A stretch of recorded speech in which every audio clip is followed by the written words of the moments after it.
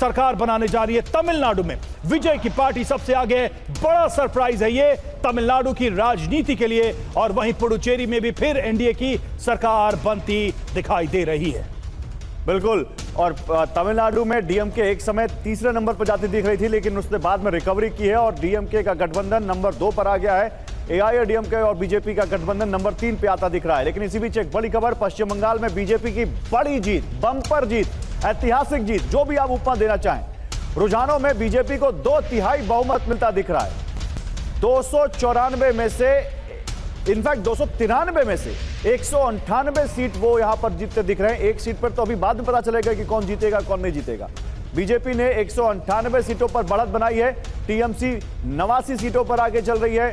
और इसके बाद ये तो क्लियर है कि पश्चिम बंगाल में अब बीजेपी सरकार होने जा रही है। पश्चिम बंगाल में भी डबल इंजन की सरकार बनने जा रही है। लेकिन ये नंबर यहीं पर रुकेंगे, इन नंबर में और बदलाव होगा, ये नंबर आगे पीछे और होंगे, ये फिलहाल अभी देखना बाकी है। क्योंकि अभी कुछ और सेंटर्स, काउंटिंग सेंटर्स हैं जहां पर अभी कुछ सीटें हैं जहां पर अभी काउंटिंग चल रही है, जैसे भवानीपुर, वहां खुद काउंटिंग रुकी हुई है। तो ये पश्चिम बंगाल में अभी नंबर सेटल होने बाकी है।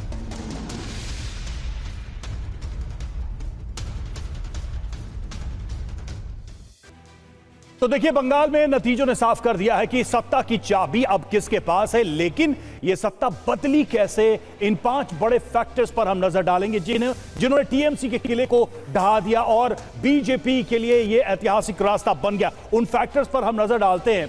और सबसे पहला फैक्टर जो देखिए, 70 बनाम 30 का नैरेटिव, यह बहुत ही स्ट्रॉन्ग नैरेटिव था और इसने एक तरीके से बीजेपी के लिए काम किया। बीजेपी की जीत की फैक्टर्स की बात कर रहे हैं। मुस्लिम वोटों का बिखराव यहां पर देखने को मिला और नागरिकता के वादे से 40 से 50 सीटों पर समर्थन भी हासिल होता है, यह साफ दिखाई दे रहा है। सुरक्षा और घुसपैठ का मुद्दा भी काम करता दिखाई दे रहा है और घुसपैठ के खिलाफ अभियान का फायदा हुआ। खुद गृह मंत्री लगातार इस मुद्दे को उठाते रहे, वादा भी हुआ चुनाव में इस दौरान। और ममता के खिलाफ एंटी इनकम्बेंसी, एक नाराजगी थी और 15 साल की सत्ता के खिलाफ जो मतदान हुआ है वो एक बड़ा फैक्टर दिखाई दे रहा है। खासकर बंगाल में एंटी इनकम्बेंसी फैक्टर बीजेपी के पक्ष में गया और बीजेपी ने लॉ एंड ऑर्डर हो, डेवलपमेंट हो, ये इन सारी बातों को भी बहुत जोर शोर से उठाया। ये सारे फैक्टर्स गौरव काम करते दिखाई दे रहे हैं और मेजर स्विंग बीजेपी की तरफ से चुनाव के इन रुझानों में, अभी के रुझानों में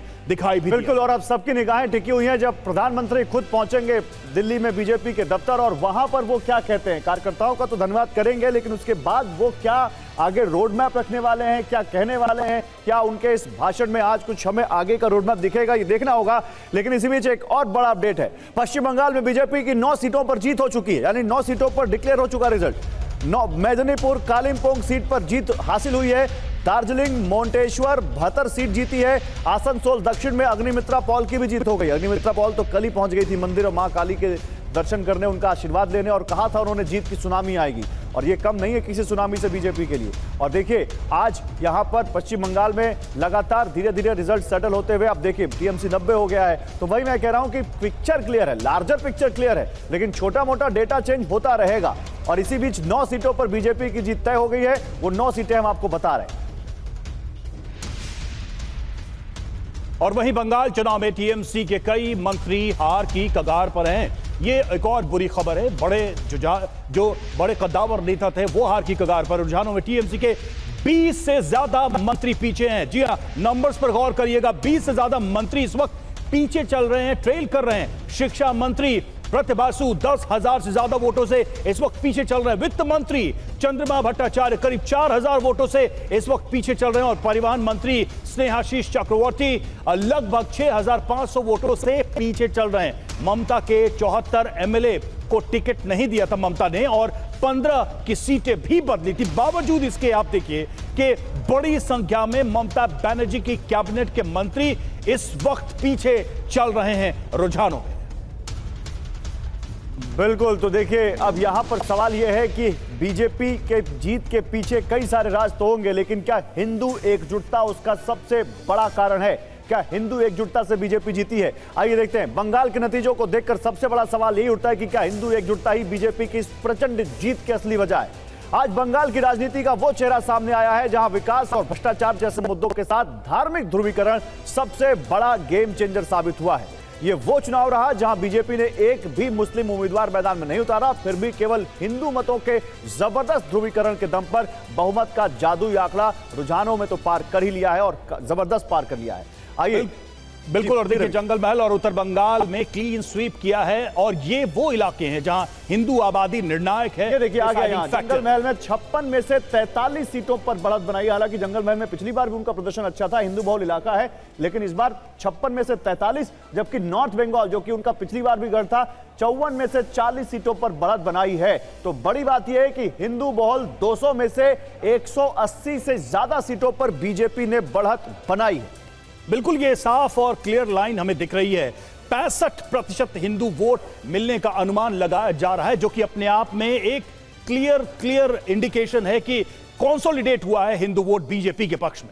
और बड़ी बात, हिंदू जातियों भाषाई समूहों को जोड़ने का फायदा हुआ है और जात पात के बंधन को तोड़कर एक हिंदू अम्ब्रेला के अंदर सबको लाने में तो कामयाब होती दिखी है बीजेपी। बिल्कुल। और देखिए सताए बहुसंख्यक की भावना के इस्तेमाल का असर हुआ है। आप अगर स्पीचेस को देखें, चुनावी स्पीचेस को गौरव, तो इस चीज को बहुत इमोशनली भी हिंदू कम्युनिटी के सामने रखा गया है कि आपके साथ न्याय नहीं हो। शुभेंदु अधिकारी जहां भी जाते थे वो हिंदुओं के हो रहे उत्पीड़न की बात जरूर करते थे और वो क्या असर हुआ है दिख रहा है। यहां पर एक भी मुस्लिम कैंडिडेट ना उतारने के बावजूद बहुमत। कहा जा रहा था कि पश्चिम बंगाल में तो 70%, 30% मुस्लिम छोड़ने तो 70% वोटों पे ही बीजेपी लड़ रही है। अच्छा, ये फॉर्मूला कई राज्यों में अपना चुकी है बीजेपी, सक्सेस मिला भी है, उसको बंगाल में भी करके दिखाया और कहीं ना कहीं एक मैसेज भी देने की कोशिश है कि we are like to protect the interest of Hindu community. तो वो मैसेज देने में कामयाब रहे। चलिए।